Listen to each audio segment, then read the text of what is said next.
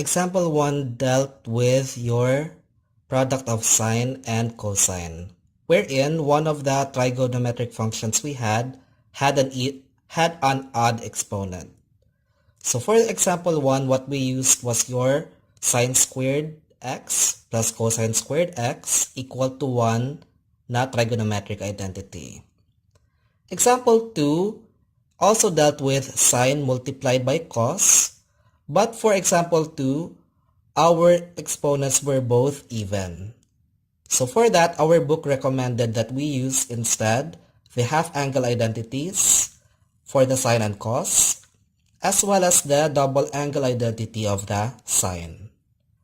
Now, let's look at examples wherein you have your cotangent and the tangent is being raised to a power, a positive integral integer na exponent.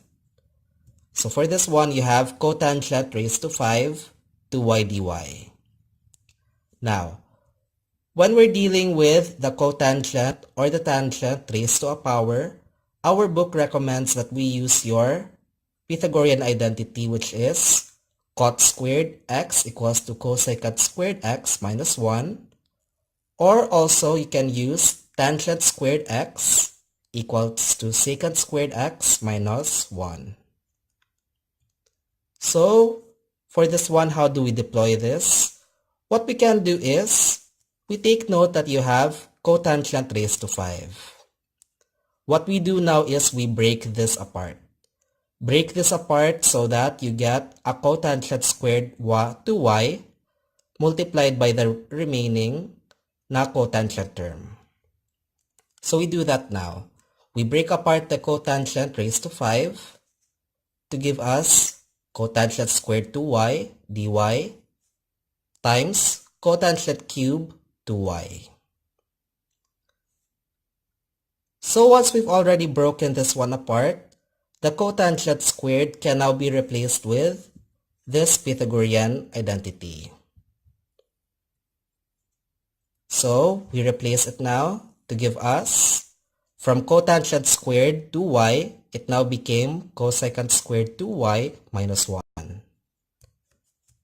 And with that broken up, we can now distribute the cotangent cube 2y inside the parenthesis, as well as the dy, to give us two new integrals, which is this. Now, let's try to focus first on your first integral. The first integral can be easily integrated. It's because meron ka ng cosecant squared 2y eh. And from what we remember from differential calculus, we know that the derivative of cotangent is cosecant squared x. That means na itong first integral natin, we can now employ substitution. We let cotangent be u. We let cosecant squared 2y rather be the du, and this can now be easily integrated. But first, you still have cotangent cube 2y here. Again, we employ this particular na trigonometric identity. We break apart the cotangent cube so as to get a cotangent squared x times whatever is remaining. So for that, we break this one apart.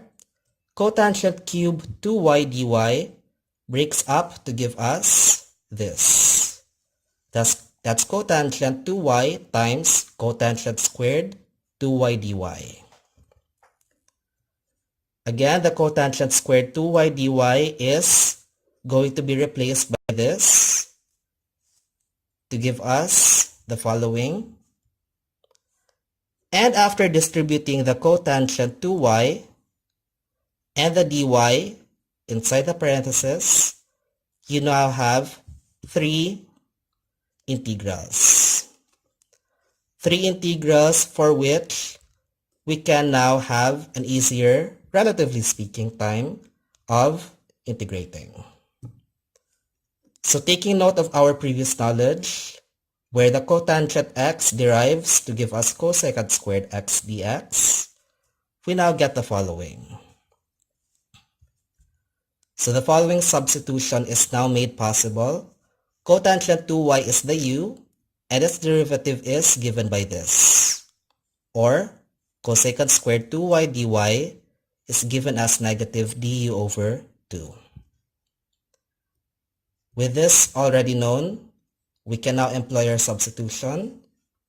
Cotangent cube 2y now becomes u cube. Cosecant squared 2y dy now becomes negative du over 2. And same for our second integral. Cotangent 2y becomes the u here that you see. And this one, cosecant squared 2y dy becomes negative du over 2. For our third integral, we didn't bother doing this one yet. It's because, as you see, wala siyang cosecant squared 2y dy eh. So let's leave it for last. For the first two integrals, just employ your power formula. We now get the following. And after the appropriate substitution is done, we can now get our final answer, which is this. Now, as for your cotangent 2y dy, we've already had our list of common integrals. So for this one, the integral of cotangent from our list of formulas is given by ln. So that gives us your final answer.